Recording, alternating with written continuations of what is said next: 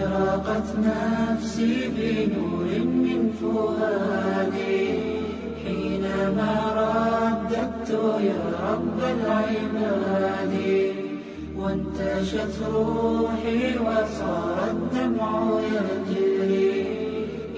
Hadith number 540, 541 and 542.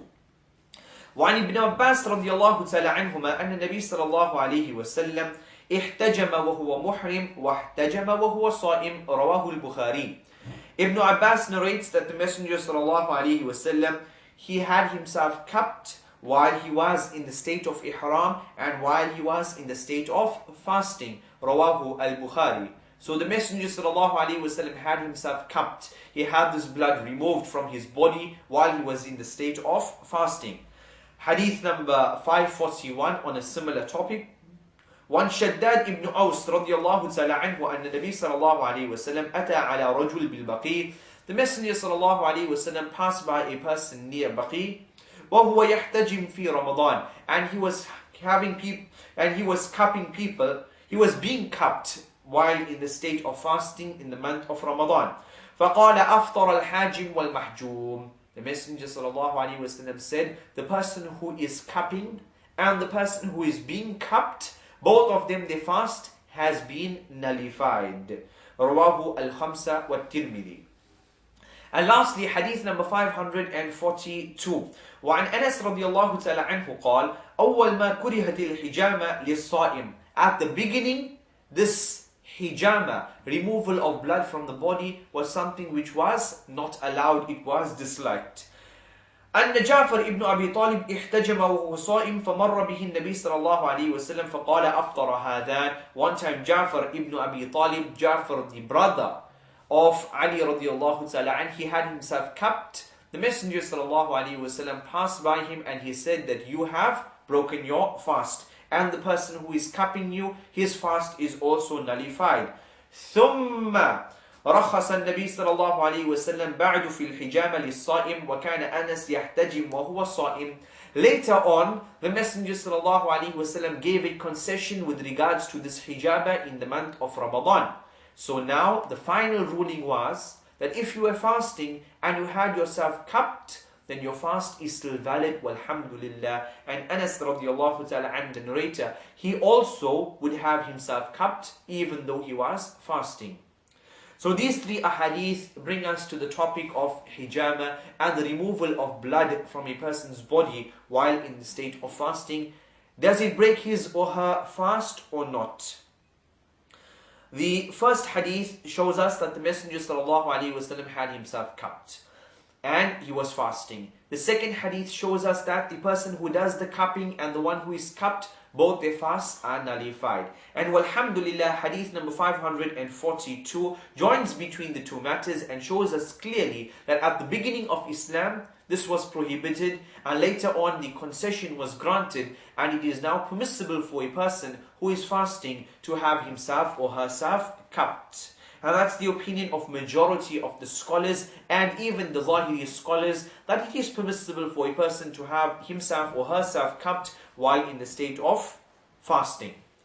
What about having a blood test? What about donating some blood while you are fasting? Well, if cupping is something permissible, then we say the same for a blood test, and we say the same for yourself donating blood to others, that this is something which would not break your fast. What happens if a brother is injured and he has a major injury on his hand or his leg and blood is flowing out of it profusely? Is his fast nullified? The answer is no. If he does it intentionally, if he has himself cupped intentionally, if he has blood removed from his body intentionally, if that does not break the fast, then definitely an accident would definitely also not break the fast. Hadith number 543. وعن عائشة رضي الله تعالى عنها أن النبي صلى الله عليه وسلم اكتحل في رمضان وهو صائم. The Messenger صلى الله عليه وسلم اكتحل وهو صائم. The Messenger صلى الله عليه وسلم, he applied this kuhl into his eyes while he was fasting in the month of Ramadan.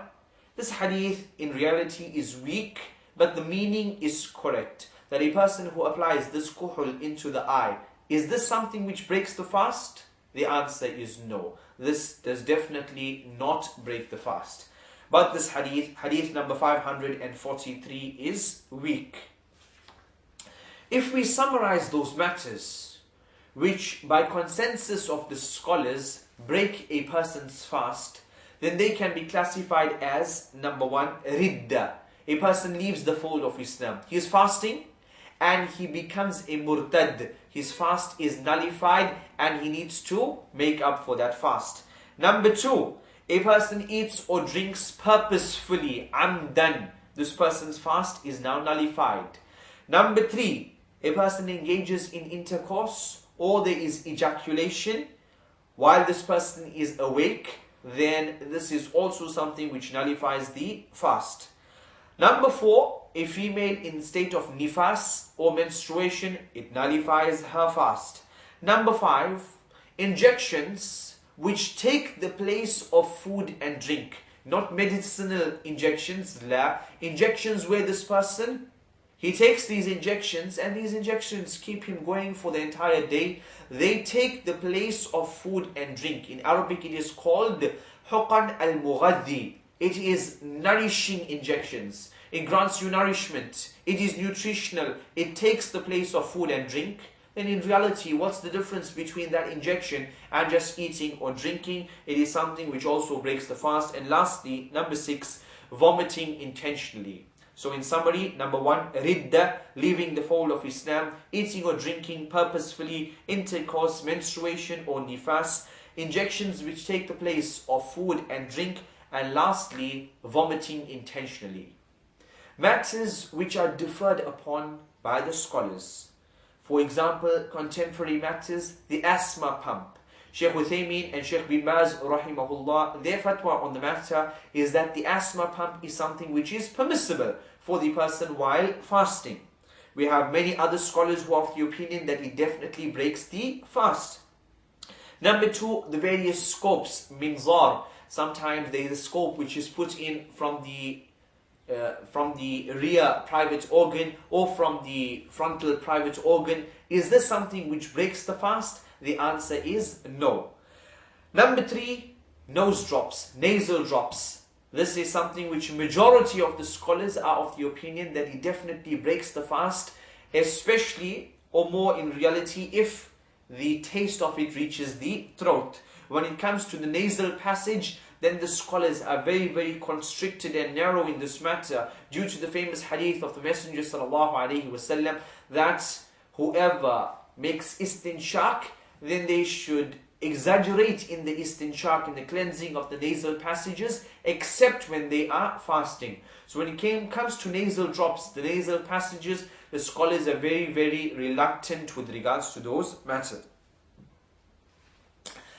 A person is undergoing an operation. He undergoes anesthetic.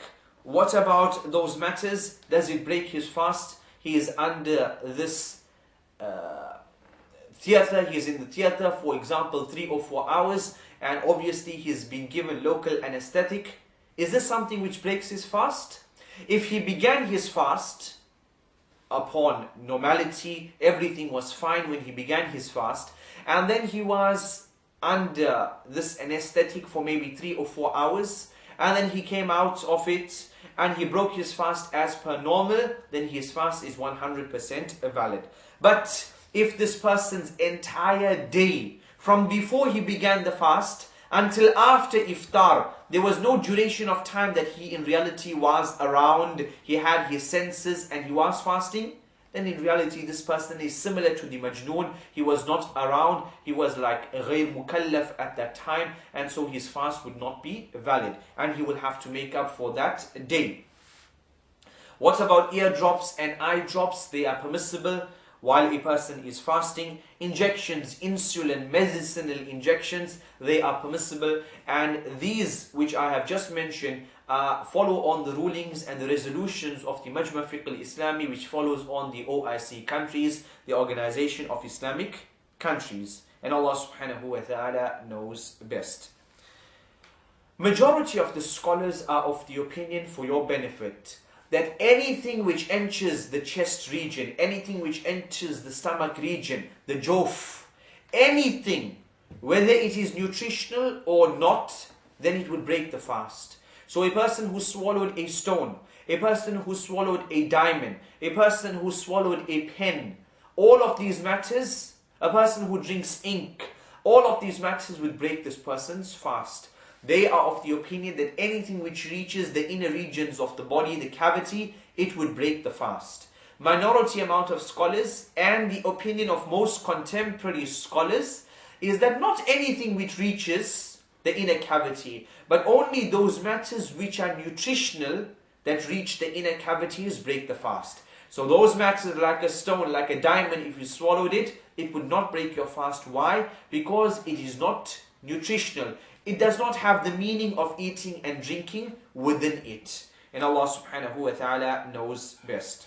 Hadith number 544. وعن أبي هريرة رضي الله تعالى عنه قال قال رسول الله صلى الله عليه وسلم من نسي وهو صائم فأكل أو شرب فليتم صومه فإنما أطعمه الله وسقاه متفق عليه وللحاكم من أفطر في رمضان ناسيا فلا قضاء عليه ولا كفارة. That the Messenger صلى الله عليه وسلم stated upon the authority of Abu Hurairah radiallahu ta'ala anh, that whoever forgets while he is fasting, فَأَكَلْ أَوْ شَرِبْ, and he drinks or he eats, فَلْيُتِمَّ صَوْمَهُ, let him complete his fast. For verily Allah has granted him food and Allah has granted him drink.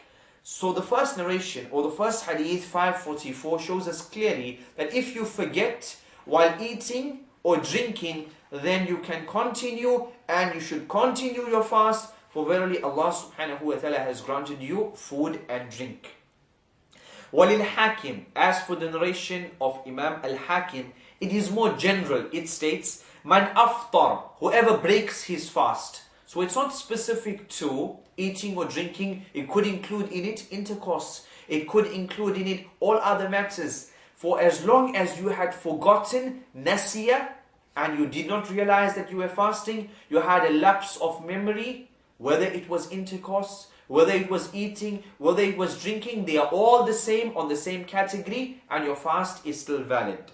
Man aftara fi Ramadan nasiya, whoever breaks his fast in the month of Ramadan while he was forgetful, فَلَا قَضَى عَلَيْهِ, there is no qada for him, وَلَا كَفَّارَ, and there is no kafara upon this person, وَهُوَ صَحِيح, and this hadith also authentic. We state that eating or drinking forgetfully in the month of Ramadan, continue fasting, your fast is fine. What happens if a person has intercourse forgetfully? Is his fast valid? Well, based upon the narration of Imam al-Hakim, which is general, man aftar, whoever breaks the fast, we say the same. Whether it was eating, drinking or intercourse, the same ruling applies. Whereas Imam Ahmed, he said, it's like impossible for a person, two people, to be involved in intercourse and both of them being in a state of nisyan, both of them forgetting that they are fasting. So he said that if you eat or drink while you are fasting and you had forgotten, it's fine, continue fasting. But if you supposedly had forgotten and you engaged in intercourse between husband and wife and both of you were forgetful, he said, La, you have to make up for that day. You are not just forgiven for that matter, you have to make up for that day and you have to make qada. And this is something which had broken your fast. Majority of the scholars do not make a differentiation between the three, and they say they all follow the same ruling, for as long as the illah is the same, for as long as the reason is the same, and the reason being is that you had forgotten. What happens if you see a brother or a sister eating or drinking while they are fasting? Do you stop them? Because you are making amr bil ma'ruf, nahy anil munkar, you are trying to stop the evil? Or do you let them continue because Allah is the one who is granting them food and drink? In reality, this is a tricky mas'ala and both sides have a strong argument. Leaving this person because Allah is the one feeding him, Allah is the one granting him drink, or the obligation upon yourself when you see something which is wrong that you need to stop it. Allah subhanahu wa ta'ala knows best with regards to this matter. Both arguments are extremely strong. Abu Hurairah radiallahu ta'ala anh, a person had come to him and he says, Ya Aba Hurairah, I had awoken this day and I was fasting, and then I had forgotten and I had eaten and drank something. Abu Hurairah said, no problem, continue your fast is fine. Then he says, I visited a friend of mine and I forgot that I was fasting. He gave me some food, he gave me some drink. What's the ruling on the matter? Abu Hurairah radiallahu ta'ala an said, continue your fast. Verily Allah is the one who granted you food and drink. Then he says, I visited another friend and he also offered me some food and I had forgotten and I ate with him and I drank with him. Abu Hurairah radiallahu ta'ala an, he said, you are a person who is not accustomed to fasting. You are not used to fasting. Allahu musta'an. What happens if a person is forced to supposedly eat or drink something while in the state of fasting? Is their fast nullified? The answer is no. If you are forced to eat something, if you are forced to drink, then your fast is not nullified, but rather your fast is still valid. And we will take that matter in the next hadith, hadith number 545. بإذن الله تعالى. وعن أبي هريرة رضي الله تعالى عنه قال قال رسول الله صلى الله عليه وسلم قال صلى الله عليه وسلم من ذرعه القيء فلا قضاء عليه ومن استقاء فعليه القضاء. The person who is overpowered by this sense, by this feeling to vomit, he cannot control it and he vomits, then verily this person's fast is fine. He was overpowered. And this is wherein we bring in the matter of a person who was forced to break their fast. If this vomit overpowered you, this sensation, this need to vomit overpowered you, it was not intentional, then your fast is valid. Same case, if someone holds a gun to your head and forces you to eat something, your fast is still valid. وَمَنْ ذَرْعَهُ وَمَنْ اسْتَقَاءَ فَعَلَيْهِ الْقَضَاء. But the person who induces vomiting, then this person's fast has now been nullified. So we state that if you are forced, your fast is valid, and if you forget, your fast is still valid. But if you purposefully induce vomiting or you purposefully break your fast, then obviously your fast has now been nullified. And with that, inshaAllah, we will take a 5-minute break. بإذن الله تعالى. Assalamu alaikum wa rahmatullahi wa barakatuh.